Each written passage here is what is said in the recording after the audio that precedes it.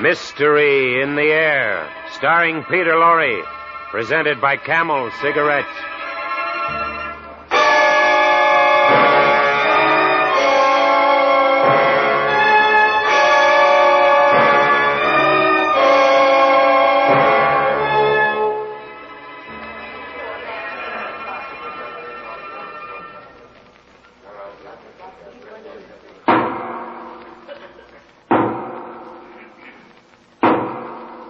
And it is the sentence of this court that you be hanged by the neck until you are dead. And may God have mercy on your soul.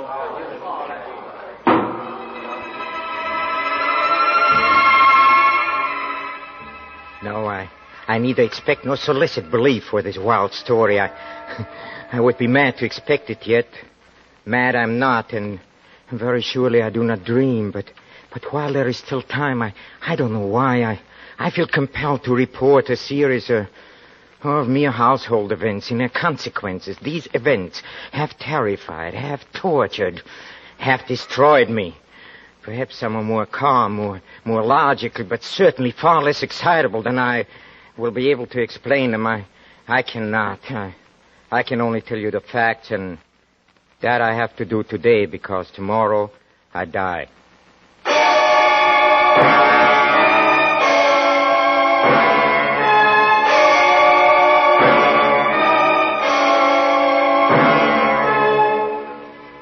Each week at this time, Camel Cigarettes bring you Peter Lorre in the excitement of the great stories of the strange and unusual, of dark and compelling masterpieces culled from the four corners of world literature.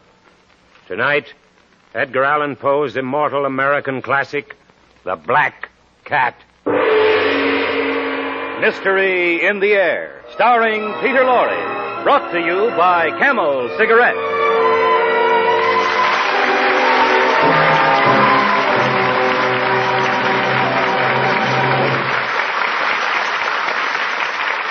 Experience is the best teacher. Try a Camel. Let your own experience tell you why more people are smoking Camels than ever before. Give your T-Zone the experience of enjoying a Camel. And see if you don't join the millions of other smokers who say, Camels suit my T-Zone to a T. Your T-Zone, that's T for taste and T for throat, is your true proving ground for any cigarette. See if Camel's rich, full flavor isn't a delightful experience for your taste. If Camel's cool mildness isn't more than welcome to your throat. Try a Camel.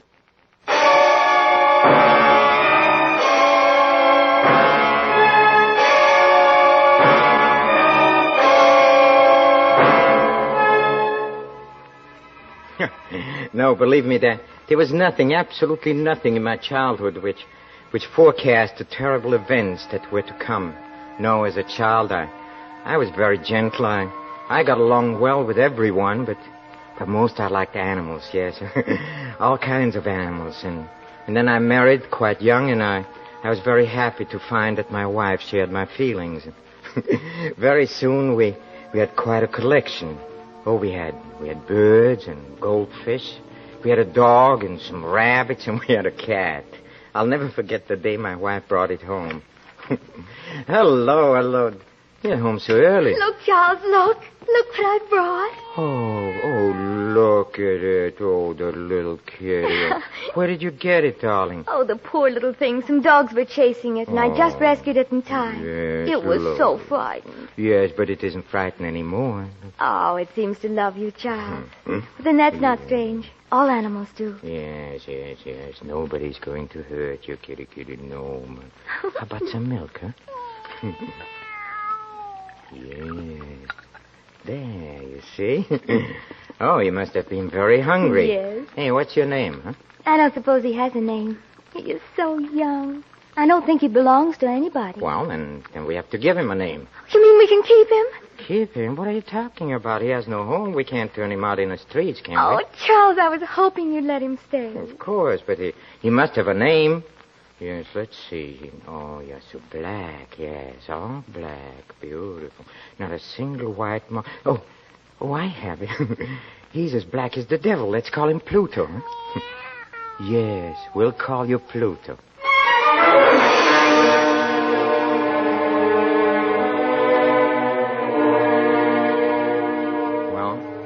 Pluto grew up to be a remarkably beautiful cat, and of all the animals in our house, he became my favorite and my playmate, yes, and until it all changed, yes, and as the years went on, my character suffered a radical change, and everything changed.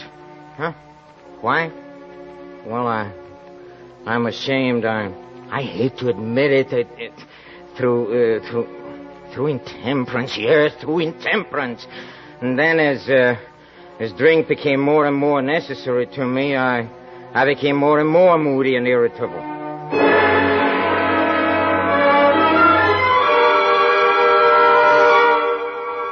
Charles? Where are you going? I don't have to tell you where I'm going. Oh, Charles, what's happening What do you mean, what's happening to me? Well, you never used to go out every night to those vile Please places. stop nagging. Stop it. I go out because I can't stand listening to you. Nag, nag, nag all day long. I don't know what's come over you. There. See? Why don't you learn from Pluto? It's only a cat. He doesn't ask me where I'm going. Yeah, that's right. You never do, no. Come here, Pluto. Yes, I like it. Come here. Be careful, Charles. Don't pick him up like that. I'm Don't, you're not hurting him. I never hurt him. Ow! He bit me. He bit me. You devil. I'll show you. Don't, Charles, don't. I'll you beast.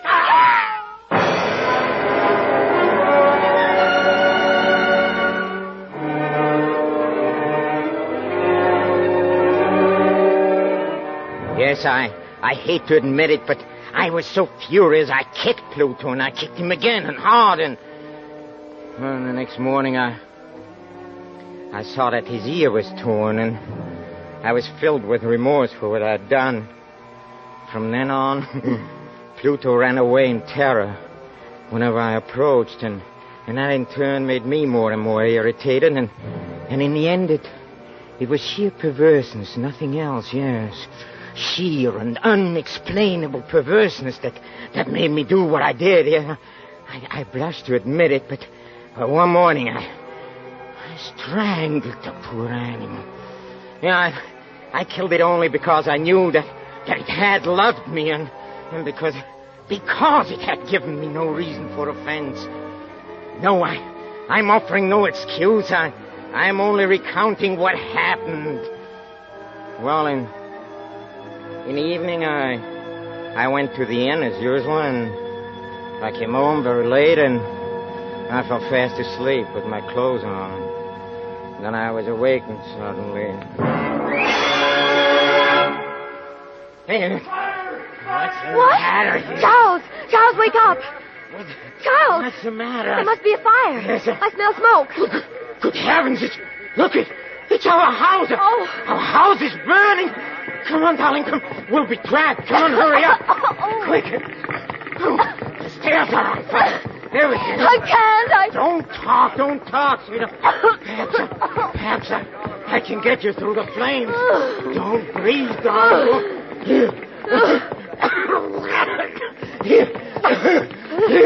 Here's the front door here.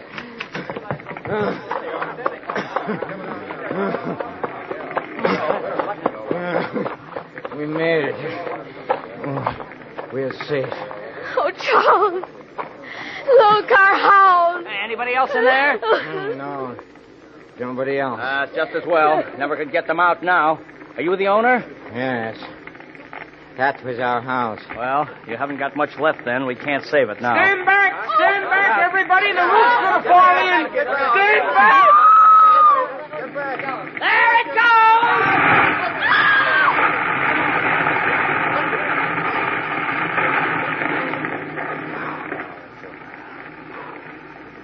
Well, it's down now. Funny, nothing is left but that one wall in the middle. Look at it. What about it? Well, look at it on the wall. Hey, that is strange. What are you talking about? What's strange? Oh, there on the wall. It's still standing. Marks on the plaster. Marks? What marks? What's the matter? You blind? Right up there on the wall, that black figure. Oh, yeah. It looks like a cat. Yeah, it does. The smoke must have done it, but it certainly does look like a cat. What looks like a cat? There, and it's got one floppy ear. Who's got a floppy ear? Funny. That's really funny. Funny, huh? It's not funny. It is not funny at all, you hear? I know what it is. You know who it is? Yes, it's Pluto. I recognize him. Yes, there, see? His ear is torn, huh? Oh, you beast. That hideous beast. It's come back to haunt me. Leave me alone. You hear? I can't stand it. I can't. Get some water, somebody. This man's fainted.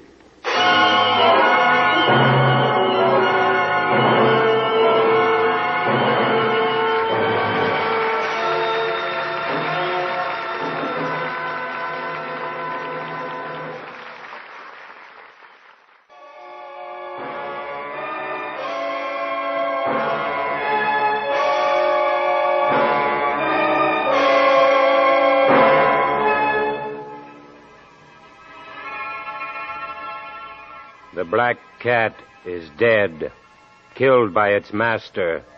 The house is burned to the ground, with everything in it completely destroyed. Now the scene is the almost deserted, candle-lit tap room of a local inn. Don't you think you'd better go on home, sir? It's getting late. Home, huh? You should see the terrible place where we're living now. Yeah, I heard you. Lost everything in that fire. Lost everything, yes. I lost everything. I lost my house. I lost everything. Well, how about that black cat of yours you used to talk about all the time? Huh? What was his name? What was his name? Pluto. Oh, yeah. Yes, Pluto's gone, too. Oh, I tell you, I miss him. I miss him very much.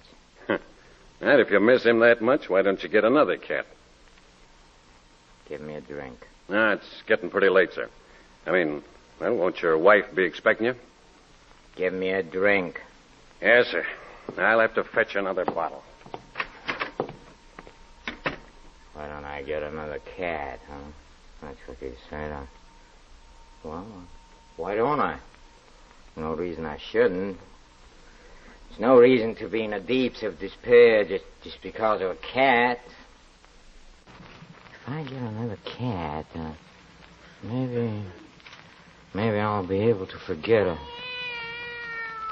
What's that? Oh, there's a cat now. Yes, it's sitting on top of the table. Black cat, huh? That's strange. I've been staring at that table for 5 minutes. I could swear there was no cat on it. Anyway, where did you come from, huh? Oh, you're a beautiful cat, yes. You're just as black as Pluto. Yeah, except you got a splotch of white on your chest. Yeah. That's right, yeah. Oh, yes, come sit on my lap, huh? Oh, yeah. Kitty, yes, you're a nice kitty. You're a nice cat. Yeah. Here you are, sir. Where did this cat come from? Cat? Oh, yeah. Yeah, big one, isn't he? I don't know where it came from. Or how it got in, either, for that matter. Never seen it around here before. Don't know who it belongs to? No. As far as I'm concerned, it belongs to you if you want it.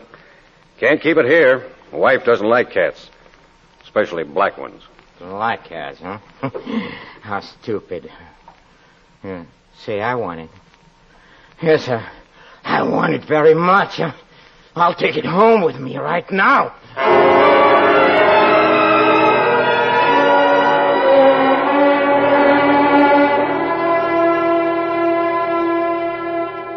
Charles, this is such a wonderful cat. Just since last week, it's made itself so much at home. Well, you'd think it had lived here always. Yes, I've noticed that. It reminds me so much of Pluto. Yes, but this one has a patch of white on its chest. Don't forget that. Yes, that's right, dear. But I can't help wondering. I wonder what ever became of Pluto. He disappeared the day of the fire. I know he disappeared. And well, maybe he knew the house was going to burn down. Oh, see how it loves you. It's rubbing against your leg, just the way Pluto used to. Pluto! Stop talking about Pluto! Darling, I didn't mean anything. I'm sorry. I'm sorry, dear. I always talk about how much this new cat resembles Pluto. It just makes me nervous. Look, actually, there's hardly any resemblance at all, really. Except that they're both black. This one has a white patch on its chest and... Oh, the poor thing. Charles, look, his ear is torn. Huh? See? What? Here under the fur. Oh, I never noticed that before. Neither did I. Why, it's just the way Pluto's... I mean... Go ahead, say it. It's torn, yes. Just the way Pluto's ear was torn when I kicked him, huh? That's it, isn't it? Well, he must have been in a fight or something. But it's curious we didn't notice Curious, huh?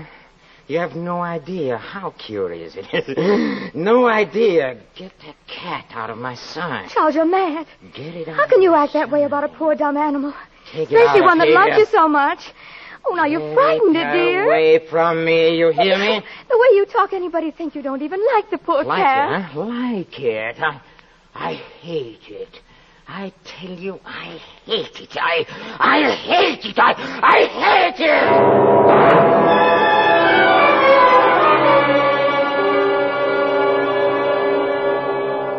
Yes, in a short time the cat had been with us. I had come to look upon it with unutterable loathing. Why, I don't know, yet the more I hated it, the more affectionate it acted toward me. Wherever I went, it followed. Whenever I sat down, it would spring upon my knees and cover me with its loathsome caresses, as if this were not enough. The white patch on its chest, which originally it had been very indefinite in shape, but gradually it assumed a very definite outline, yes, the unmistakable and ghastly shape of the gallows, a terrible engine of horror, of agony, and of death. I longed to destroy the beast, but I was prevented by an absolute, unreasonable dread. I was sure I was losing my mind.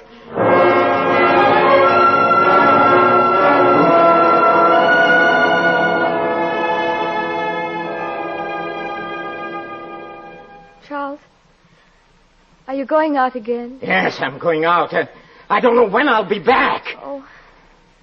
Before you go, do you suppose you... Why, what is it? Will you help me bring up some wood from the cellar? Why do you always want more wood? The house is cold. You know I haven't been feeling well. I'm not strong enough to carry it myself. Strong enough. All right, come on, I'll help you. You might have thought of this before. Look out! What? Oh, that's Cat. That's that beast again. It's always under my feet. It tried to trip me on the stairs. Oh, no, I'm sure it did. I'll get rid of that beast once and for all. I'll get... Charles! Put down that crowbar. Get out of my way. No, stop. I say get out of my way. Let go of my arm. Please, Charles, let go of my arm. Are you going to let go? Oh, please. I said let go. Oh. Why didn't you let me go?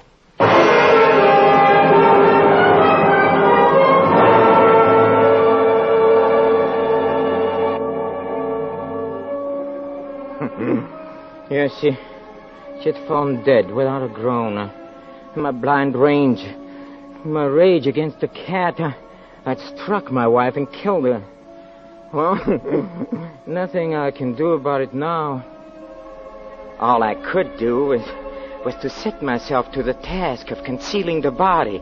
Yes, I thought and I deliberated, and then it occurred to me that, yes, in the Middle Ages they used to wall up their victims, and I determined to do the same thing. Yes, behind the wall in a cellar.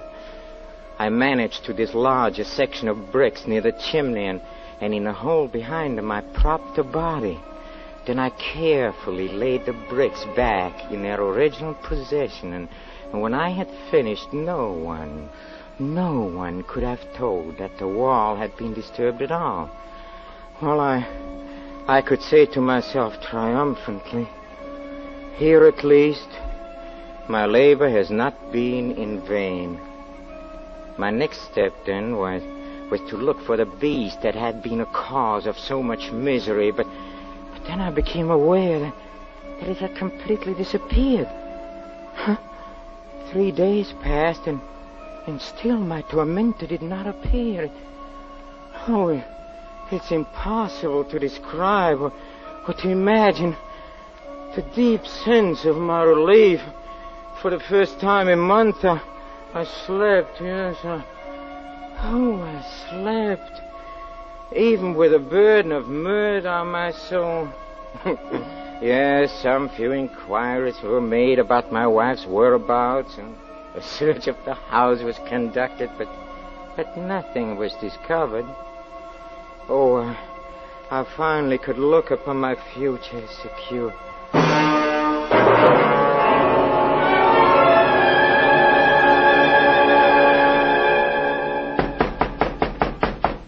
Yes? Good day, sir.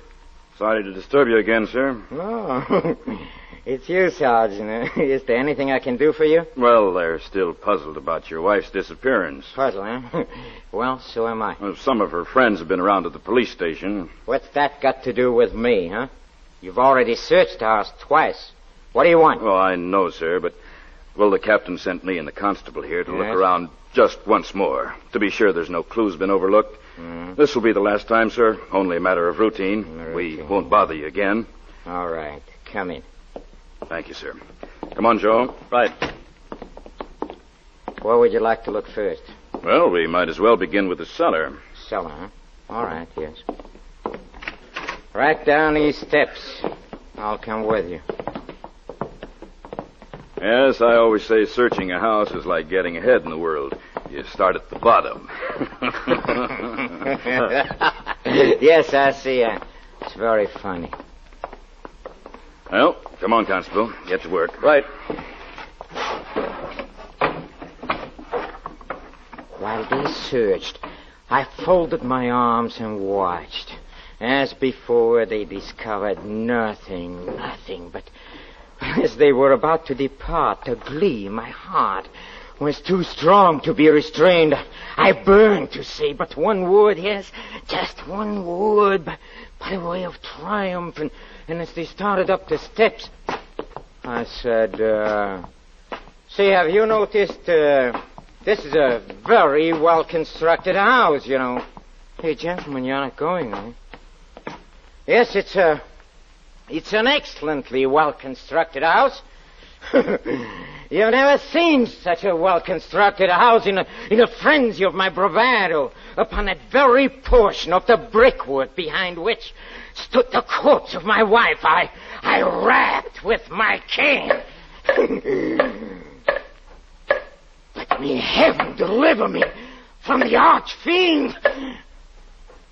What was that?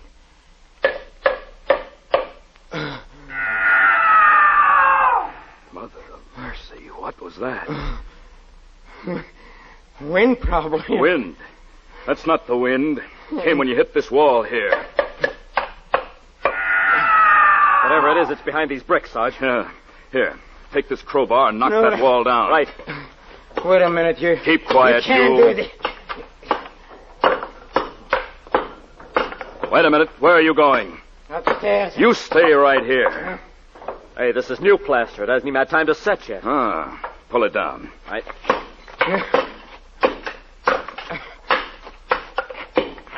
Here she comes. Look out.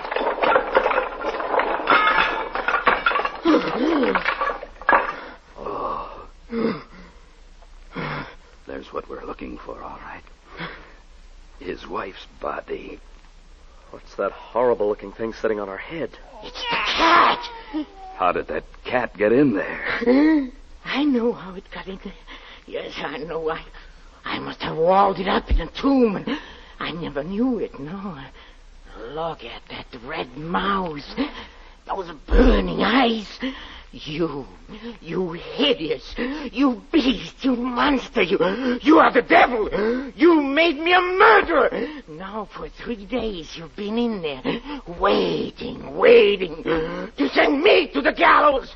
Well, the hangman will get me. Yes, I hope you're satisfied. I hope you're satisfied.